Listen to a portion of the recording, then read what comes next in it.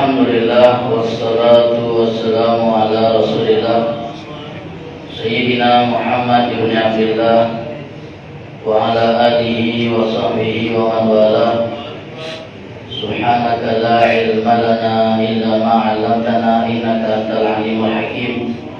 Rabbi shrah li sadri wa yassir li amri wahlul 'uqdatam min lisani yafqahu qawli.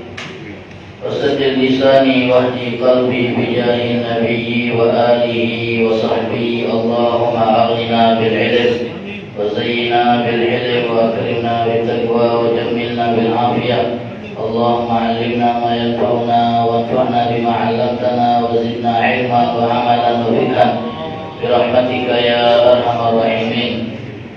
Ma'asyiral hadirin yang dirahmati oleh Allah, alhamdulillah, puji dan syukur kita panjatkan kehadirat Allah atas limpahan nikmat yang Allah Ta'ala karuniakan kepada kita.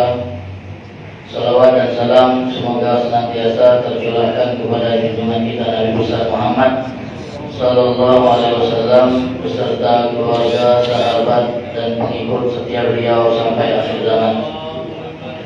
Hadirin yang dirahmati oleh Allah, di dalam Al-Quran Allah Subhanahu wa Ta'ala berfirman, "Ud'uni astajib lakum."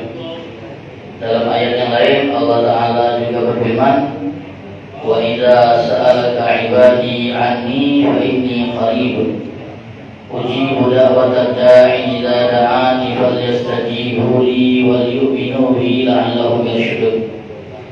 Shadaqallahul 'azim. Pada ayat pertama yang tadi kita baca, Allah Ta'ala menegaskan dan Allah Ta'ala memerintahkan kepada kita untuk berdoa kepadanya. Ud'uni, berdoalah kepada aku, mintalah apa yang kamu inginkan kepadaku, karena perbendaharanku tidak ada habisnya.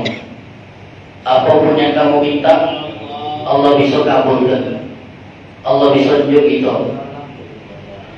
Kemudian di antara kita ada yang beranggapan bahwa terkabulnya doa itu merupakan suatu yang mutlak dan harus bagi Allah, sebagaimana yang Dia janjikan. Makanya kita beranggapan setiap kita berdoa harus doa kita itu terkabul dalam waktu yang cepat dan tidak boleh ada penundaan bagi Allah. Dan ini anggapan yang salah, anggapan yang keliru, dan ini merupakan kesalahan kita dalam memahami ayat.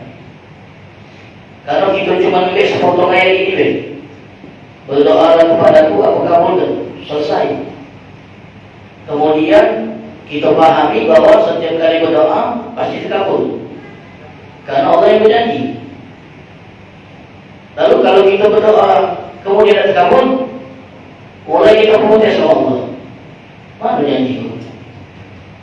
Katanya aku disuruh doa, ini aku sudah berdoa, dan kau menjanjikan pengkabulan, tapi aku tidak melihat proses pengkabulan itu. Berusaha kok kita sama Allah. Kemudian kita mulai merasukkan keraguan di dalam hati kita tentang kuasa Allah. Na'udzubillah. Ini merupakan hamba yang sangat buruk adabnya, etikanya kepada Tuhan yang menciptakan dia. Sebab dalam ayat kedua yang tadi kita baca, dari situ kita akan paham kenapa sebagian doa kita tidak terkabul. Dalam surah Al-Baqarah Allah Ta'ala berfirman, "Wa idza sa'alaka 'ibadi 'anni fa inni qarib." Kalau hamba-hambaku bertanya kepada wahai Muhammad tentang aku, katakan aku dekat. Dan kita tidak mengasurkan dekatnya Allah sama kita. Tidak mengasurkan dekatnya Allah sama kita, ini kita tidak mengasurkan. Kadang-kadang di momen yang mana kita itu sangat dekat sama Allah, kita tidak mengasurkan keberadaan Allah. Pasujud, aqrabu ma yakunu al-'abdu baina rabbih wa huwa sajid. Momen terdekat kita dengan Tuhan, dengan Allah adalah saat kita sujud. Nah, kita mengasuh pada kedekatan itu. Kita Jadi kalau doa kita itu nak diijabah, rasakan dulu kedekatan Allah dengan diri kita. Jadi insya Allah apa yang kita minta Allah Ta'ala beri. Makanya momen sujud itu momen terbaik kita berdoa dan mengutarakan hajat-hajat kita dan keluh kesah kita. Kalau itu momen terdekat kita dengan Allah. Kalau pada saat itu kita benar-benar merasakan hina dan katik daya, tak punya apa-apa di hadapan Sang Pencipta, silakan meminta, silakan kita berhajat. Namun itu tadi, dalam keadaan sujud kita tidak ingat sama Allah dan merasakan kedekatannya, apalagi saat kita sedang beraktivitas, saat kita sedang sibuk, saat kita sedang santai, tambah lagi kita tidak ingat sama Allah. Ujibu da'watad da'i idza da'ani Allah. Aku mengabulkan, mengijabah doa orang-orang yang berdoa. Penegasan yang kedua ya Allah.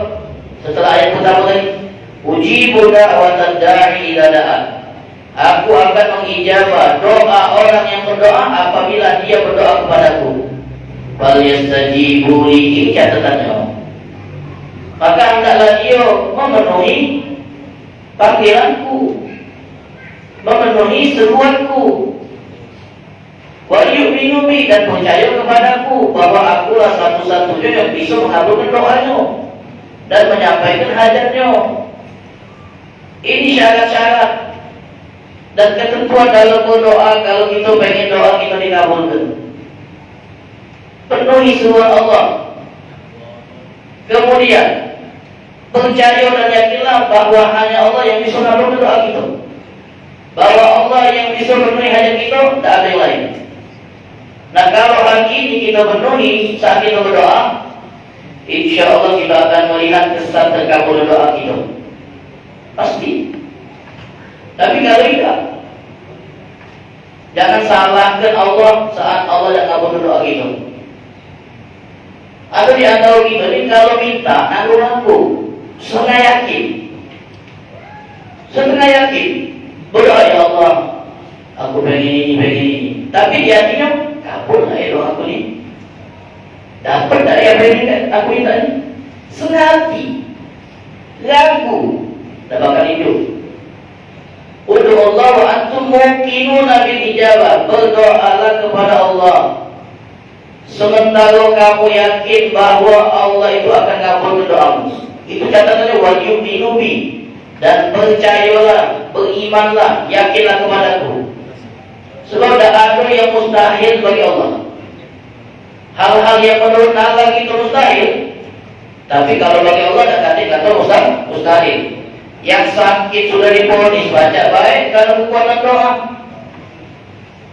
Yang sudah parah baca sembuh karena kekuatan doa.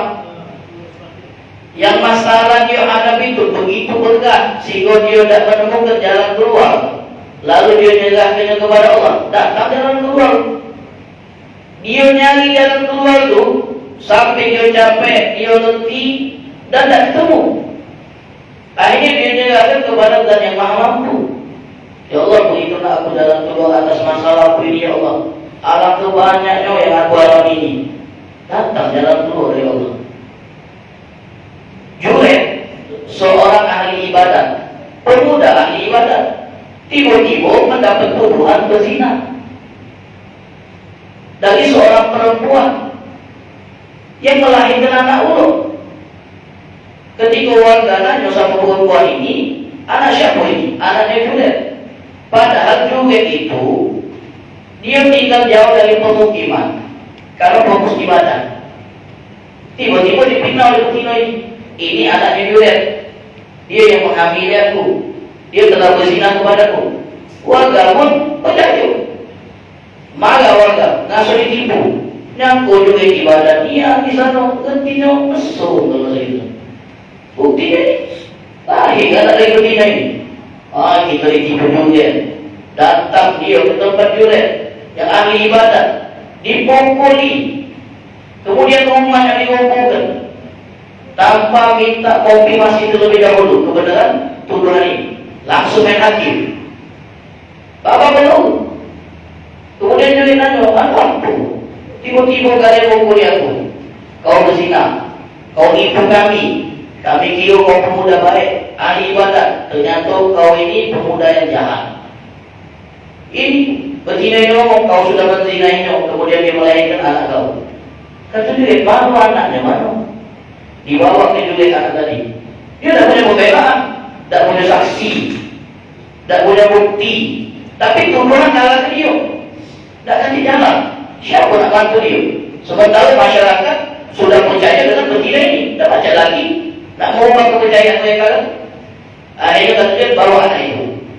Setelah anak itu dibawa, dia solat 2 rakaat. Biarkan aku solat dia 2 rakaat. Kemudian dia minta sama Allah, berdoa dengan terus, ya Allah, tak ada jalan keluar buat aku untuk membebaskan tuduhan yang mereka tuduhkan kepada aku juga engkau. Bantu aku ya Allah. Akhirnya budak kecil yang belum bisa ngomong ditusuk bagi tangan perutnya. Ditanya oleh dia, siapa bapak kau? Disebut oleh budak yang tak bisa ngomong ini, Ar-Ra'i, pengembala yang biasa mengembalakan hewannya di sekitar tempat ibadahmu. Budak kecil tak bisa ngomong karena kuasa Allah. Cerita Juliet ini bukan cerita fiktif, bukan cerita fiksi, asli yang menceritakan Nabi. Riwayatnya sahih, pernah terjadi zaman dulu. Ternyata kekuatan doa Juliet melalui sholatnya itu akhirnya mendatangkan jalan keluar dari langit di luar nalar manusia. Budak kecil bisa ngomong, bebas Juliet dari tuduhan, minta maaf keluarga yang sudah mukulinya. Yang tadi mukul bukan nyium-nyium, digosok-gosok Juliet. Dan warga pun sebagai peminta maaf berkata kepada Juliet, rumah kau kami bangunkan lagi dari emas. Kata Juliet, tidak perlu, cukup bangunkan seperti semula. Oh, tak apa rumah lagi emas, karena dia memang fokus ibadah. Yang ingin kita ambil kesimpulan dari cerita ini adalah kekuatan doa yang bisa mewujudkan sesuatu yang mustahil bagi Allah. Budak kecil bisa ngomong, dan dia cuma ngomong kalimat itu setelah dia tak ngomong lagi. Pas dia, siapa bapak kau? Ar-Ra'i, selesai. Dengan kalimat yang jelas, yang tidak menimbulkan kemungkinan. Bebaslah Juliet dari tuduhan. Ini kekuatan doa. Dan dia pun kabul doanya langsung diijabah karena dia memenuhi syarat dan standar terkabulnya doa. Karena selama ini dia ngabdi ke diri sama Allah. Ibadah, menepi, tidak berbaur dengan masyarakat, tidak berbaur dengan pemuda-pemuda sosialnya. Nak fokus ibadat, kabulnya cepat, diijabah doa. Jadi jangan-jangan kita ini giliran berdoa, minta kontak langsung dikasih. Yang belum boleh jodoh, ya Allah temukan aku jodoh. 3 tahun masih ditanya kapan nikah. Belum ketemu lagi jodoh. Akhirnya kecil hati dia. Hai hati, tak mampu. Allah yang ngabul doa aku. Ya Ilahi. Na'udzubillah min dzalik. Na'udzubillah min dzalik. Kalau keyakinan ini muncul dalam benak kita saat doa-doa kita juga tak akan tanda terkabulnya. Sebenarnya doa kita ini Allah yang kabul, tapi kita telah mengadokan penghalang terkabulnya doa. Ibnu Qayyim mengibaratkan doa itu dengan tangan luar biasa. Kata beliau, doa itu ibarat senjata pedang. Dan pedang itu tidak melulu tergantung dengan ketajamannya. Doa itu ibarat pedang. Dan pedang itu tidak melulu tergantung ketajamannya. Baik. Kadang-kadang butuh dengan pemukulnya. Pedang yang tajam tergantung dengan yang mukul.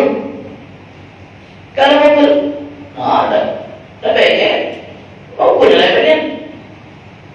Kemudian yang dipukul ada tamengnya, tak pengaruh. Jadi doa itu ibarat pedang, dan pedang itu tergantung dengan yang mukul. Dan tergantung juga dengan penghalangnya dia. Jadi kalau yang mukulnya pelan, tak kasih efek, tak kasih kesan pada yang dipukul. Kalau mukulnya kuat, tapi ternyata yang kita pukul itu keras, tidak efek itu. Tidak efek itu. Nama itulah doa. Doa itu tergantung dengan kita sebagai pemukul. Kuat tak kita meyakini doa kita ini bakal dikabul. Jadi kalau tidak kuat, jadi kita di setengah-setengah. Itu bakal bumi mukul itu pedang tadi lebihnya. Tidak terlumpui, tidak kasih efek, tidak kasih kesan. Kemudian begitu, objek yang kita pukul ini terlindungi tak? Kalau terlindungi, tidak berkesan juga pedang yang tajam yang dipukul dengan kuat. Nah, yang bisa menghalangi terkabulnya doa kita itu hanya kata Jokowi dalam ungkapan yang lain, engkau berharap doamu dikabulkan oleh Allah, sementara engkau hambat jalur doamu ini nyampe kepada Allah dengan maksiat. Doa kita ini digigit. Sementara jalur ini kita tutup dengan maksiat, sehingga terhambat. Kita berdoa, ya Allah, aku pengen ini. Terhambat oleh tadi silaturahmi yang kita putuskan dan nyampe. Kita berdoa, ya Allah, aku ingin ini. Tahu-tahu terhambat dengan durhaka kita dengan orang tua, atau sikap kita yang pernah membuat bodoh kita nangis terhambat. Kita pengen berdoa dikabulkan, tahu-tahu terhambat lagi dengan sholat yang kita ulur-ulur. Manusia ini kadang-kadang cara dia menjalani hidup hampir sama dengan sketch di sinetron. Giliran kita sendiri baru doanya. Ada sholat yang ada kan. Giliran dah sendiri, dah kasih ada sholat dalam sinetron ada. Mana ada? Yang ada masalah keluarga, percintaan. Nah, giliran ada momen sendiri, ditinggal lakinya, atau yang lain sebagainya kecelakaan, baru ada sholat. Nah, sabalah yang kita di dunia itu. Giliran sama barulah ya Tuhan, barulah ya Allah, barulah angkat tangan, angkat tangan doa, mengingingi ya Allah kabulkan. Enggak Allah, selama ini kemana kau? Selama ini kemana? Jadi yang betul itu datang. Kita boleh hidup kalau punya kawan ini, rekod betul. Jadi kalau apa kita awasi beda jauh, nah ini kan dia ni. Nanti lagi dah, yang tahu malah kita. Cuma kau ni lah yang bisa bantu aku. Kawan-kawan aku yang lain tu, aduh, kesekian aku. Gila kita jaya malah, gila kita sahur nyawa. Cuma kau ni lah. Untung dia punya kawan yang tidak sampai hati, tidak berdendam. Belajarlah dari pengalaman. Tapi kalau punya kawan yang berdendam, nah lemahnya gawe. Giliran lapang kau jauh ya ku, giliran sahur kau malah. Manusia itu gara-gara giliran sahurnya baru ingat sama Allah. Kadang-kadang itu pesan dari Allah supaya kita balik kepadanya, supaya kita berharap lagi samanya. Sehingga saat kita berharap sama manusia, itu juga lebih oleh manusia. Itu untuk beri, untuk biaya berobat anak kita atau bini kita. Penting kita nyari. Ngetok sama kawan. Maaf, aku juga lagi butuh ini.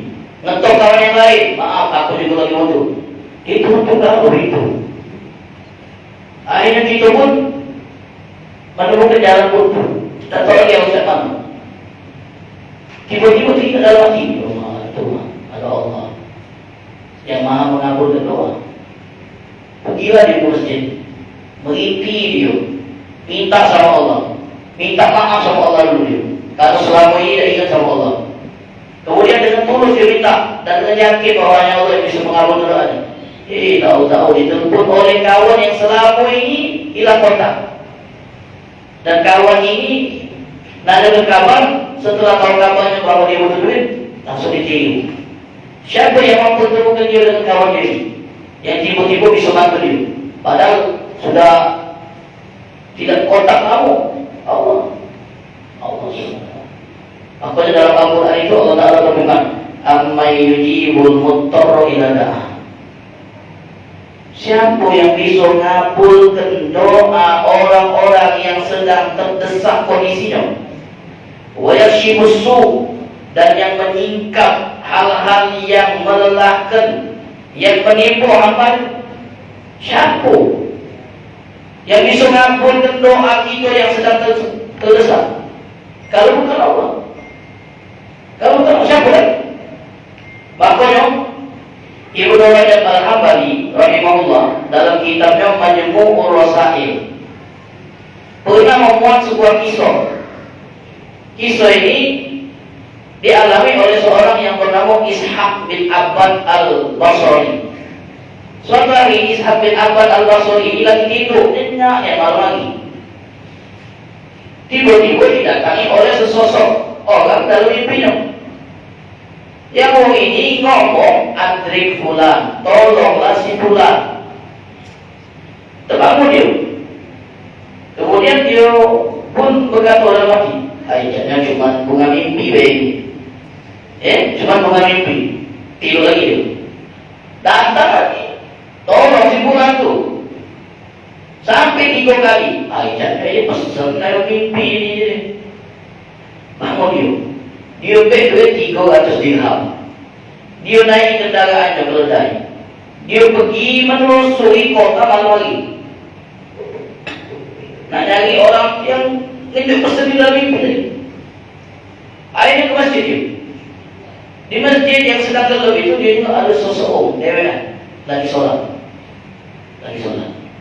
Di jam yang tak biasa dulu di masjid. Di dekat dia. Saat orang yang ada di masjid ini ngasuh dan ada orang yang dekat, dia pun menyelesaikan salatnya. Lalu ditanya orang yang sedang salat tadi, di jam segini, di waktu dan cuacanya ini, kau ada di tempat ini? Ngapain? Kau tidur kalau? Kau istirahat, berselimut, kau ngapain di masjid? Kemudian dia bercerita, aku ni ngawak duit 100 dinar. Kemudian hilang. Punya hutang 200 dinar yang harus bayar. Jadi berapa total yang dia betul? 300 dirham saja. 300 dirham. Yang di bawah 300 dirham. Macam lebih pas dulu. Tidak lebih, tidak kurang. Pasnya, siapa yang mengejar lagi? Yang membuat hal ini terjadi? Allah. Nah ini kan duit 300 dirham buat kau. Kemudian Ishaq bin Abbad yang menceritakan ini bertanya kepada orang ini, kenapa kau siapa? Tidak, kata dia. Aku Ishaq bin Abbad. Rumahku di Syamohi, di Jutonya alamatnya dan Ciuman. Akhirnya kalau kau ada masalah lagi dan butuh bantuan, datang ke rumahku. Kata Ishaq bin Abbad, Nawali. Kata orang tadi, buat apa nantangin kau? Cukup aku nantangin zat yang nantangin kau ke sini. Cukup aku nantangin zat yang nantangin kau ke sini. Kau lagi hidup, bangun lagi. Terpaksa kau yang nantangin. Aku dah datang ke rumah kau yang datang mata aku. Akhirnya orang tadi keluarkan kalimat yang sangat luar biasa yang kita jadikan pegangan di sini. Inna badnana ibadun fazina ilallah. Kalau kami dalam kondisi yang sedang sulit, kami akan lari mencari pertolongan kepada Allah. Inna badnana ibadun fazina ilallah. Kalau kami lagi dalam keadaan sulit, maka kami akan lari mencari pertolongan kepada Allah. Allah gelarkan orang yang membantu. Cuba kalau dia ngetok rumah-rumah itu ngetok, tertolak. Tapi dia langsung ngetok pintu zat yang tidak pernah mengecewakan hambanya, yang berdoa dengan tulus kepadanya. Akhirnya Allah datangkan orang yang lagi tidur, dibuat Allah bangun untuk ngantarkan apa yang dia butuhkan. Itu kekuatan Allah. Asal kita yakin, asal kita memelihara Allah, insya Allah dakati yang mustahil buat Allah. Hal ini juga pernah dialami oleh seorang ulama besar yang masih hidup sampai abad ini. Beliau yang menceritakan pengalaman pribadi ini, namanya Syekh Abdul Rashid As-Sufi bin Ali, seorang mukri wal qari, orang yang hafal Quran dengan 10 qiraat, bacaannya sangat bagus dan indah. Boleh kita buka ada pasti nama beliau, Syekh Abdul Rashid As-Sufi, luar biasa. Beliau kalau tidak salah orang Somalia, berkulit hitam.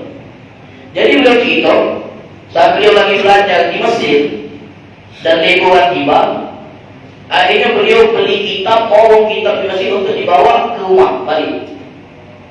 Cerita katakan. Jadi pas besok pagi nak berangkat subuh, beliau sudah di bandara malam.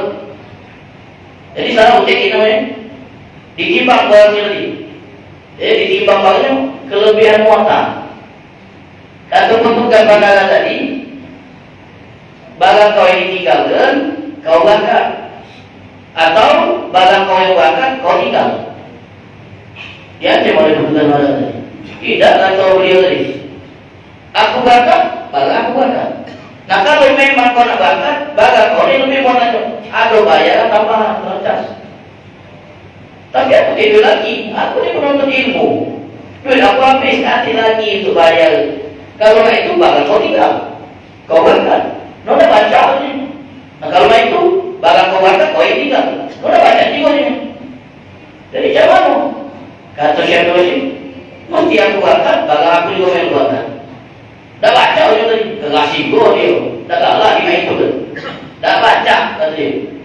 Kata Syekh Dosi dia yakin baca. Dah baca dia. Baca dia. Pula baca, dah baca dia.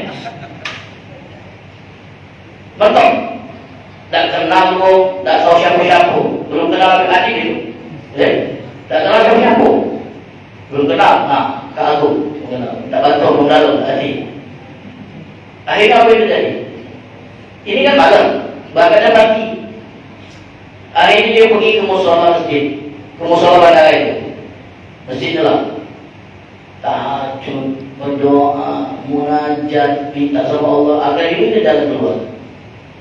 Semalaman harus berangkat dua-duanya. Kalau tidak dia rugi. Beli kitab banyak-banyak berdoa balik. Masuk waktu subuh, dia jadi imam. Soalnya kan bagus, qiraatnya indah. Jika pas selesai, Assalamualaikum warahmatullahi wabarakatuh. Di belakang ada yang nangis seduh-seduh. Nangis seduh-seduh. Nanya orang yang belakang nangis siapa ini? Aku ni penuntut ilmu. Dia nak berangkat balik kampung, tapi terkendala. Diingat tiketnya. Jam 6 harus berangkat tu. Iyo. Aku dah siap-siap di ruang. Nak tunggu.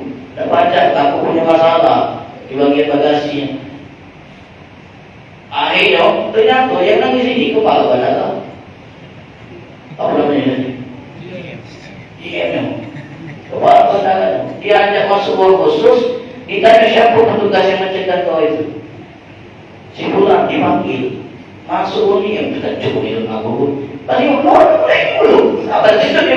Kalau kau ini hilang gawean aku dia. Nampak buat masalah dengan gua beli dia. Yang punya gua padahal bukan. Dia ada masuk gua khusus dia. Ternyata dia tahu. Dia tak bakat jam lagi. Iya. Kenapa dia baru bangga lagi? Apa dia siap? Ada kendala di bawah. Masuk ke dalam barang. Masuk ke dalam barang-barangnya. Jangan kolangan, jangan duit bayar bahannya. Baiknya kalau bos ibu siap-siap dah itu. Tak baca ngapu-ngapu lagi. Siap bos, siap bos. Akhirnya, yuri-yuri. Jangan berangkat jalan. Lalu mau kebaca, kau tekan. Lalu mau kebaca. Lalu beri wajib ayat ini. Beri wajib ayat dari mana? Amma yujibul mudtarra idza da'a. Jadi kalau kita lagi dalam keadaan yang kita tak mampu buat apa-apa lagi, ada dari Maha Mampu Allah. Jangan ada kekuatan kita lagi sudah ada kekuatan Allah. Terakhir masyarakat, salah satu faktor yang paling kuat yang bisa menjadi penghalang doa kita diijabah adalah apa yang masuk ke mulut. Karena kita berdoa ini mati mulut, mukamnya, tapi mulut kita kotor. Karena yang masuk ke dalamnya dari sesuatu yang halal. Itu yang paling kuat menjadi penghalang diijabahnya doa. Kata Nabi SAW, ada orang dalam keadaan musafir. Artinya momen-momen ijabah itu ada semua itu. Lagi musafir, dalam keadaan letih, tidak berdaya, minta dengan tulus, ya Allah, ya Allah. Tapi makanannya haram, minumannya haram, baju yang beli dari haram. Dulu kecil, dicekok ya dalam punya dari yang haram, sudah. Dari mana doanya dikabulkan? Atib minta maaf, tustajab dakwatan. Bagus apa yang kau makan, Allah ijabah doa. Saat ini kau minta kesep sama Nabi, yang wahai Rasulullah, mau mana supaya doa aku dikabul terus? Kata Nabi, kau bagus makan yang masuk mulutmu, Allah ijabah setiap doamu. Jadi pada saat ini kalau berdoa diijabah. Waktu beliau ke Mekah setelah beliau di Syam, kumul pun datang dia minta doa dia. Wah, kalau gitu kan seribu banyak boleh deh. Upaya dia minta Tidaklah kalau sahabat Nabi. Dan dia sudah butuh, maksudnya butuh. Banyak yang minta didoakan. Oh ini aja kok. Ada sikap yang benarnya. Wahai Sa'ad, wahai paman, kau ini doa kedua. Dan doa boleh dijawab oleh Allah. Apa dah berdoa dia supaya mata betul baik. Apa kata beliau? Menerima takdir Allah jauh lebih aku senangi daripada minta agar mata ini sembuh oleh Allah. Terima takdir. Allah takdir betul terima boleh. Lebih aku senangi daripada minta agar Allah sembuh. Oh saya hebat. Kalau kita punya doa yang mampu lah, dimompong itu ya Allah minta alto, minta usahawan, banyak yang. Kalau kita punya doa yang mustahil, mudah-mudahan Allah Taala kabulkan semua hajat-hajat kita, doa-doa kita, dan mudah-mudahan Allah Taala bersihkan jalur doa kita ini dari segala penghalangnya, dan mudah-mudahan Allah Taala masuk ke dalam hati kita perasaan bahwa kita tidak berdaya, butuh samanya dan tak punya apapun. Kabulkan karenanya insyaallah. Amin ya rabbal alamin. Mungkin ini yang bisa kami sampaikan. Lebih dan kurang mohon maaf kepada Allah kita semua, mohon ampun. Wabillahi taufiq wal hidayah. Assalamualaikum warahmatullahi wabarakatuh.